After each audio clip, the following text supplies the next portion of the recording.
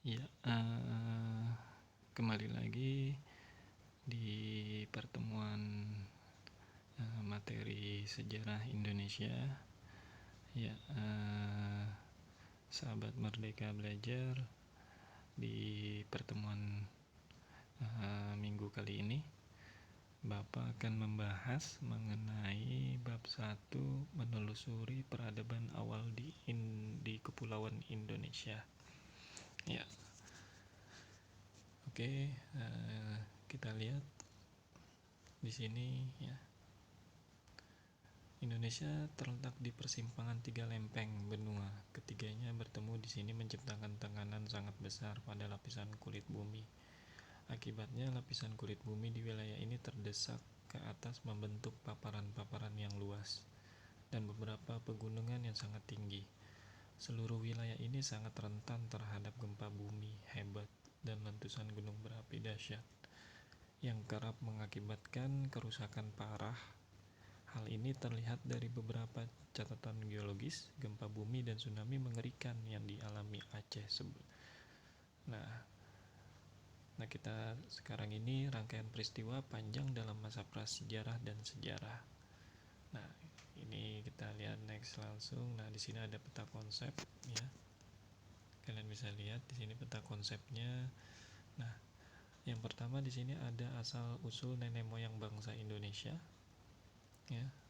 Terus di bawahnya ada berawal dari sebelum mengenal tulisan ya. Nah, terus terbentuknya Kepulauan Indonesia.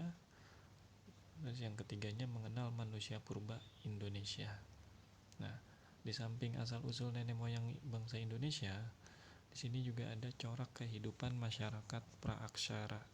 Nah, ada apa aja corak kehidupannya? Di situ juga ada pola hunian ya, terus berburu meramu sampai bercocok tanam ya, sampai sistem kepercayaannya ya.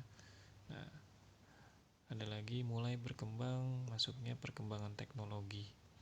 Nah, antara batu dan tulang. Nah, ada juga antara pantai dan gua mengenal api.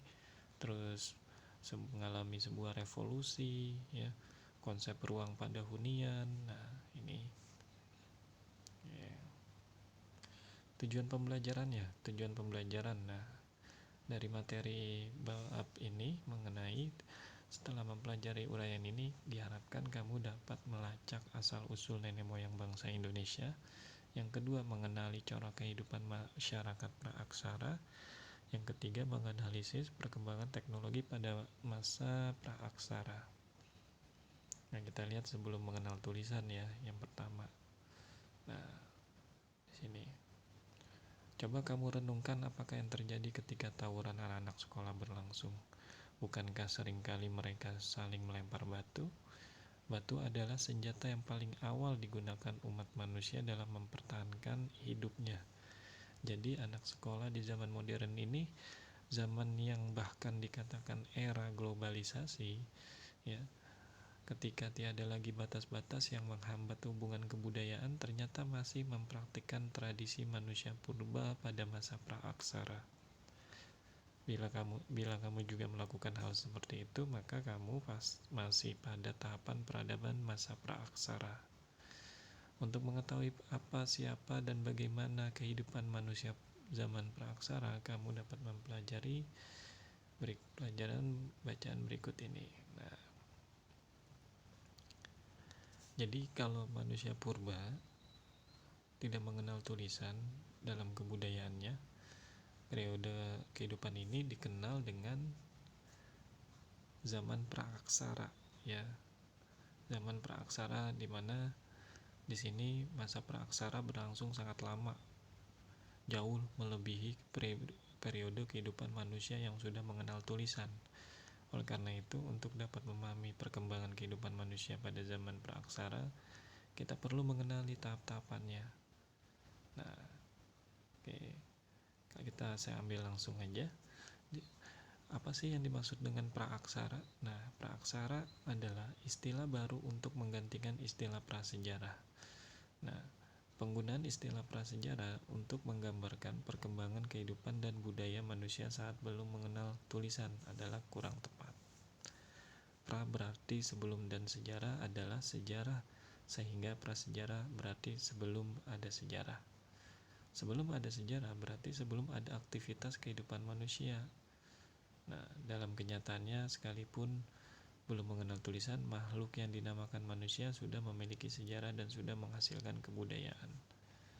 Nah, oleh karena itu para ahli mempopulerkan istilah praaksara untuk menggantikan istilah prasejarah. Nah, praaksara sendiri berasal dari dua kata, yaitu pra yang berarti sebelum, ya, dan aksara yang berarti tulisan. Nah, jadi dengan demikian zaman praaksara adalah masa kehidupan manusia sebelum mengenal tulisan. Ya, jadi itu ya. Untuk praaksara kita langsung aja. Nah, ya, di sini zaman praaksara berakhir setelah manusianya mulai mengenal tulisan. Nah, pertanyaan yang sulit untuk dijawab adalah kapan tepatnya manusia itu mulai ada di bumi ini sebagai petanda dimulainya zaman praaksara. Sampai sekarang para ahli belum dapat secara pasti menunjuk waktu kapan mulai ada manusia di muka bumi ini. Nah, kita lihat bahwa kita langsung ya. Nah, oke.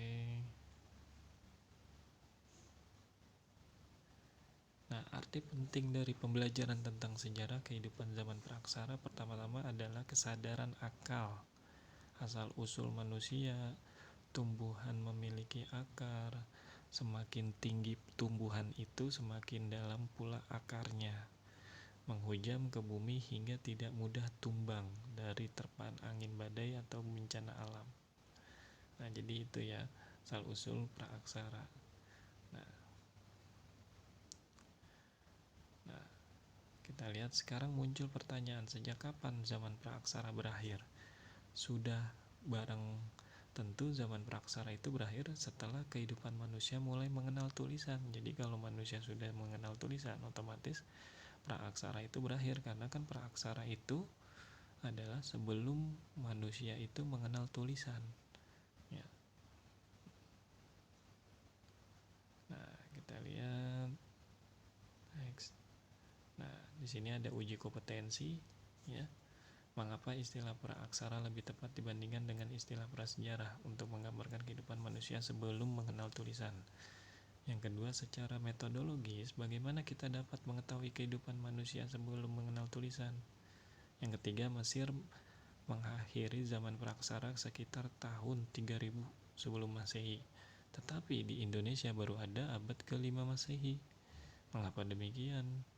Yang keempat, apa saja pelajaran yang dapat kita peroleh dari belajar kehidupan pada zaman praaksara? Nah,